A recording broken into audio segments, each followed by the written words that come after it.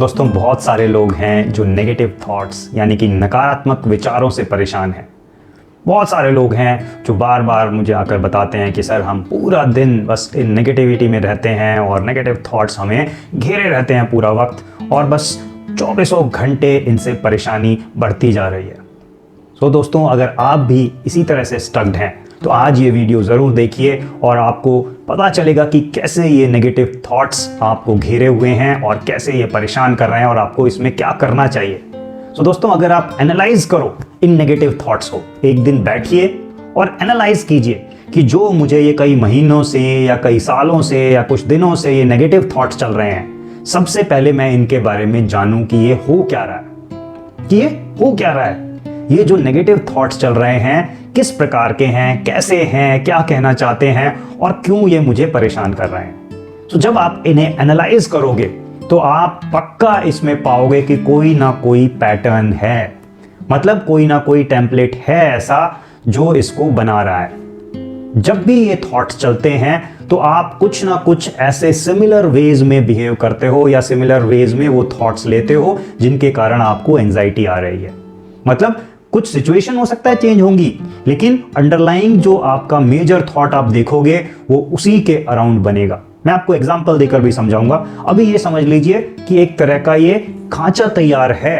जो आपने कई महीनों में, सालों में किया हुआ है तैयार। अब जब जब नई सिचुएशन होती हैं बस वो इसमें आकर फिट हो जाती हैं चीजें। जैसे डाई होती है ना, आप मान लीजिए कैंडल्स बनाते हैं या कहीं देखा होगा बनते हुए, तो उस कैंडल की डाई होती है, उसमें आप वैक्स भर दीजिए और उसी शेप के कैंडल्स आप तैयार कर सकते हैं। और बहुत सारे कैंडल्स उसी शेप के आपके लिए तैयार भी हो जाते हैं। जैसे आपने दिवाली पर देखा होगा कि एकदम से कैंडल्स की डिमांड बढ़ जाती है तो फटाफट तैयार किए जाते हैं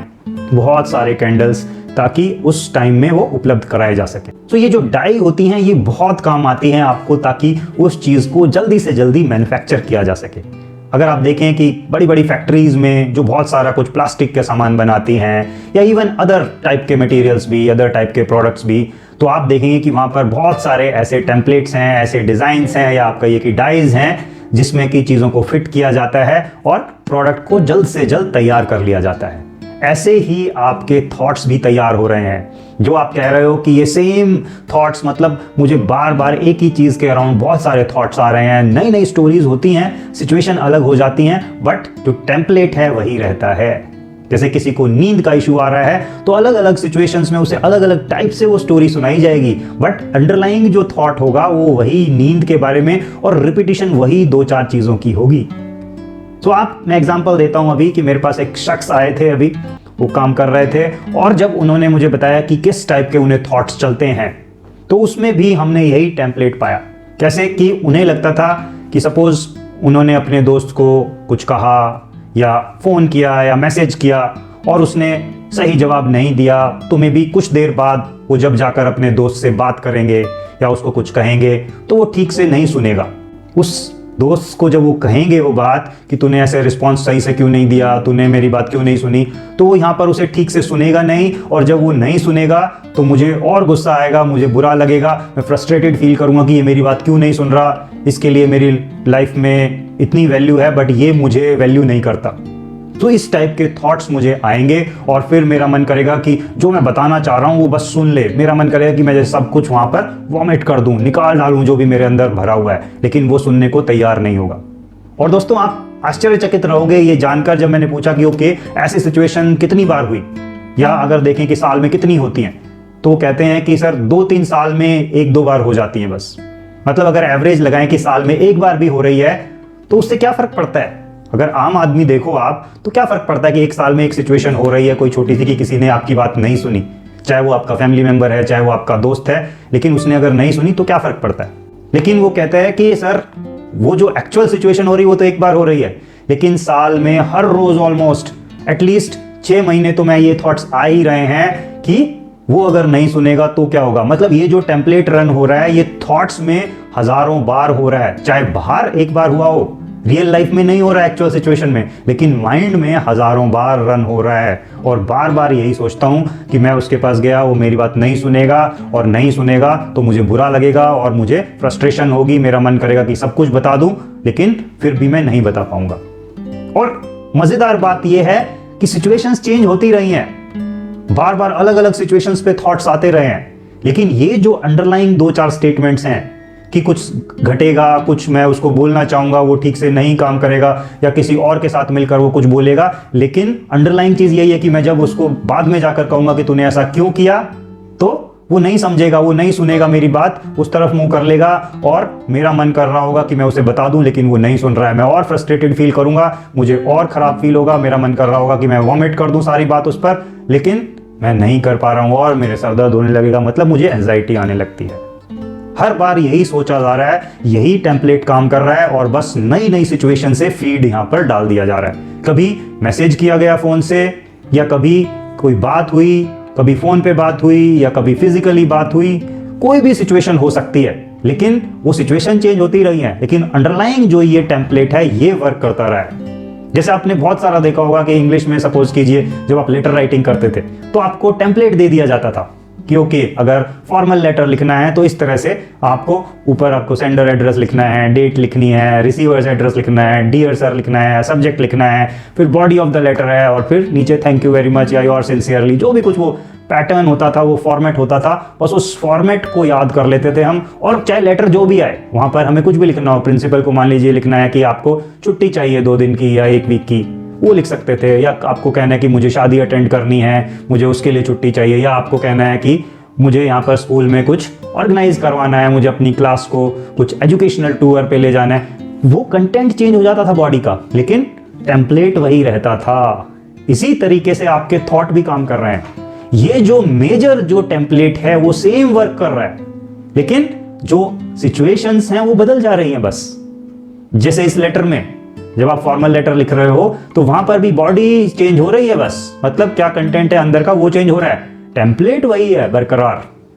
सेम वे में आपके थॉट्स भी गड़बड़ कर रहे हैं, क्योंकि ये टेम्पलेट तैयार है, ये थॉट्स बड़े फास्ट तैयार हो जाते हैं और आपको बहुत तेजी से रन होते हैं। तभी हम कह रहे होते हैं ना कि रेसिंग थॉट्स, नेगेटिव थॉट्स होते हैं, रेसिंग थॉट्स होते हैं जो बहुत तेजी से चल रहे हैं, बहुत खराब फीलिंग्स दे रहे हैं। खराब फीलिंग्स इसलिए क्योंकि ये जो टेम्पलेट है इसके पास ऑलरेडी वो फीलिंग्स पड़ी हैं। जब जब ये सेम चीज चलेगी वही सेम फीलिंग्स आएंगी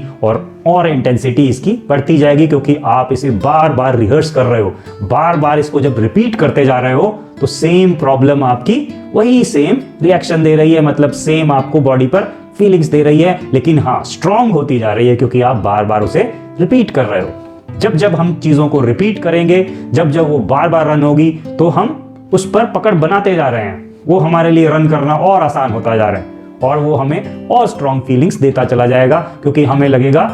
कि वही चीजें बार बार आ रही हैं। वो फीलिंग्स कुछ देर रुक जाती हैं बॉडी में, फिर थोड़ी देर बाद वो फिर थॉट रन होता है, वो पिछली फीलिंग्स ही अभी नहीं गई थी और अगली और आ गई है, तो आप और परेशान होते चले जाते हैं। दोस्तों समझ आ रहा है कि कैसे ये टेम्पलेट काम कर रहा है, एक पैटर्न जो काम कर रहा है। अब हमें उस पैटर्न को ब्रेक करना है, इस पैटर्न से हमें निकलना है। आप भी एनालाइज कीजिए कि आपके क्या थॉट चलते हैं, हर बार किस पैटर्न का यूज कर रहे हो, क्योंकि जब जब पैटर्न आएगा तब तब ये थॉट्स जो हैं वो फास्ट हो जाते हैं, वो बार बार तभी अटैक कर पा रहे हैं क्योंकि वे एक ही पैटर्न में काम कर रहे हैं। ये एक तरह का एक प्रोसेस बेस्ड बन गया। जैसे गाड़ियां बनाते हैं, जब आप शुरू में बना रहे होते हैं, असेंबली लाइन सेटअप करते हैं तो कम गाड़ियां प्रोड्यूस होती हैं, लेकिन जैसे जैसे आप उस पर यूज टू होते चले जाते हैं, ऑटोमेट हो जाती हैं चीजें, आप देखो कि एक एक दिन में हजारों गाड़ियां बनती चली जा रही है। सो आपको अब देखना है कि मुझे ये जो थॉट्स आ रहे हैं किस टेम्पलेट में वर्क कर रहे हैं, कि सिचुएशन अलग अलग हो सकती है, लेकिन क्या कुछ लाइंस हैं जो मैं हर बार चला रहा हूं, हर बार जो फीलिंग्स प्रोड्यूस कर रही हैं, कुछ तो है इसमें जो टेम्पलेट है, वो क्या है मेरा। जब उसको पकड़ोगे अब उससे आपको निकलना है। अब उसमें क्या करना है आपको कि अब हमें ये टेम्पलेट ब्रेक करना है, इस टेम्पलेट में हमें नहीं जाना है। तो उसके लिए आप क्या कर सकते हो, तो सबसे पहले जब ये टेम्पलेट चलता है तो ये किसी ऐसा नहीं है कि आपको किसी भी लैंग्वेज में आ रहा है, किसी भी तरीके से चल रहा है। आपकी जो अपनी मदर टंग है या जिस लैंग्वेज में आप सोचते हो, जिसमें थॉट्स चलते हैं, उसी लैंग्वेज में आपके माइंड ने इस पैटर्न को पक्का किया हुआ है। अब हमें क्या करना है कि अगर हमें इस पैटर्न को ब्रेक करना है तो इसकी लैंग्वेज चेंज कर दो। इसकी लैंग्वेज अगर मान लीजिए आप हिंदी में सोचते हैं तो अब से जब भी ये थॉट्स चलेंगे मैं झट से कट करूंगा और हिंदी में नहीं सोचना है, मुझे चेंज करना है। मुझे इंग्लिश में, अगर आप कम कंफर्टेबल थे, इंग्लिश में नहीं सोचते थे, तो अब मुझे उसमें सोचना है। बट इसके लिए आपको हाँ थोड़ी सेकंड लैंग्वेज अगर कोई आती है तो ही फायदा आपको मिलेगा इस तरीके से, ठीक है। तो आपको अपने आप को सेकंड लैंग्वेज में स्विच करना है, उसमें आपको थॉट्स चलाने हैं कि आप उसी लैंग्वेज में सोच रहे हैं जो आपको कंफर्टेबल नहीं है, जो आपको नॉर्मल नहीं है।